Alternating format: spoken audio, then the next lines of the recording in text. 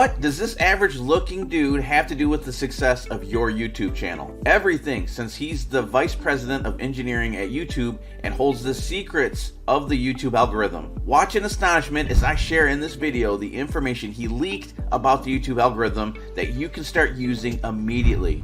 These are the same simple aspects of the algorithm that the largest YouTubers on the platform have been doing in their videos without even realizing it, and now you can start doing it too, and all you have to do is keep watching. And real quick, if you're interested in growing on YouTube, be sure to hit that subscribe button because I share the same methods I use to grow multiple channels across various niches, including my gaming channel, my affiliate marketing channel, and so on. And so if you want quick, actionable content that offers you an edge over the 37 million plus other YouTube channels on the platform, be sure to subscribe. Recently, Creator Insider pulled back the veil on the YouTube algorithm when they interviewed YouTube's Vice President of Engineering, Christos Goudreau. And during this interview, a few key functions of YouTube's algorithm were leaked by Goudreau himself, which is obviously fantastic considering how complex and often frustrating and confusing the algorithm can be. And so without further ado, let's talk about these three key functions of the algorithm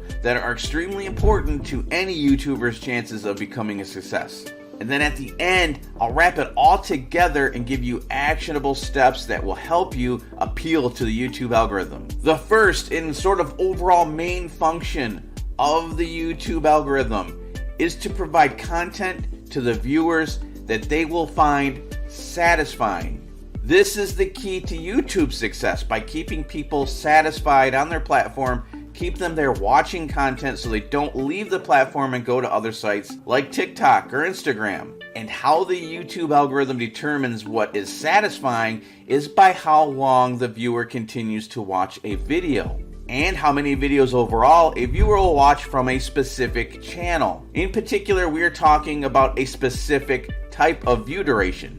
Goudreau again himself specified that the type of view duration that is most impactful on the algorithm is percentage of a video viewed rather than overall view duration. As an example, if a viewer's view duration was 5 minutes of a 10-minute video, or 50%, that is not as favorable as a 4-minute view duration on a 5-minute video, which would be 80%. So even though 5 minutes is obviously longer than 4 minutes, in the example I just provided, 4 minutes represents a larger portion of a video being watched. So instead of 50% of a video being watched, the viewer watched an entire 80% of a video. That said, the algorithm is programmed to identify the percentage watched as a value for overall satisfaction. Only watching half of a video may not be a good indicator that the viewer enjoyed or was satisfied with that video, whereas watching 80%, even though it may be a smaller number overall, is determined by the algorithm to be an indicator that that video itself was more satisfying in comparison.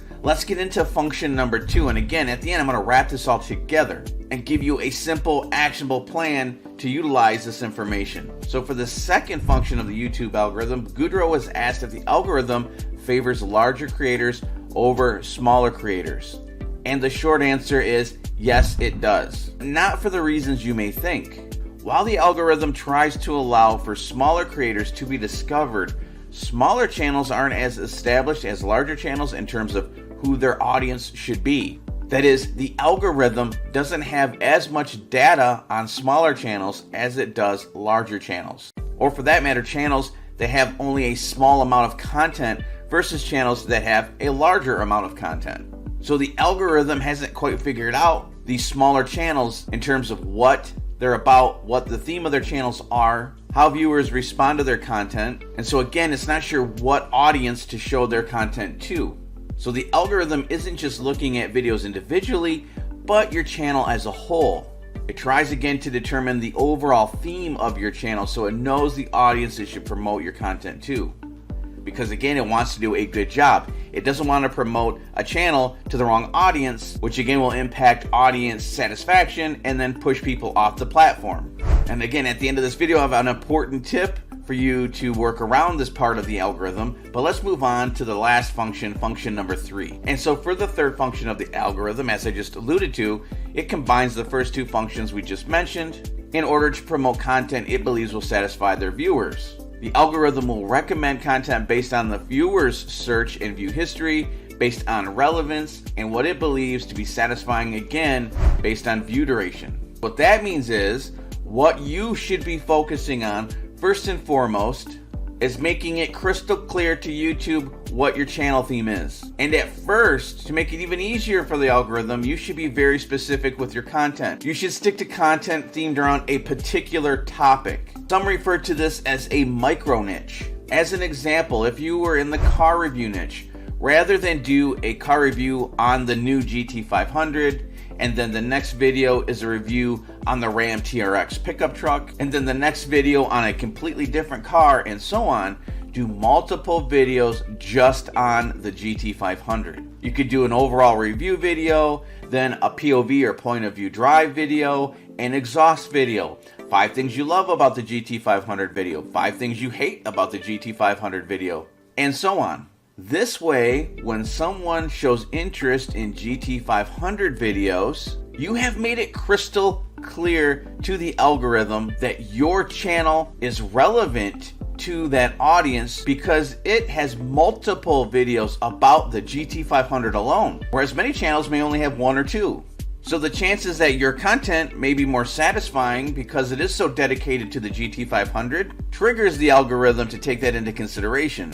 Then of course, after you've done several GT500 videos, then you can move on and do several videos of a different car. All the while you are building the theme around your channel that you are a car review channel in general. And as you continue to make that clear to the YouTube algorithm, you can start doing better overall in the car review niche. And then of course, the other aspect you will want to focus on then is keeping people engaged on your videos as long as possible. And remember, since the algorithm is valuing percentage viewed versus overall view duration, pay attention in your analytics to how long people are staying on your videos. If you're currently doing videos that are 10 minutes long, people are only watching 50% and then clicking off, so you're only able to hold an audience's attention for about half of your videos, you may want to consider condensing your videos down, making them shorter, giving the information more quickly, and finding ways to keep the viewer interested to increase that view duration percentage. And remember, the algorithm needs data.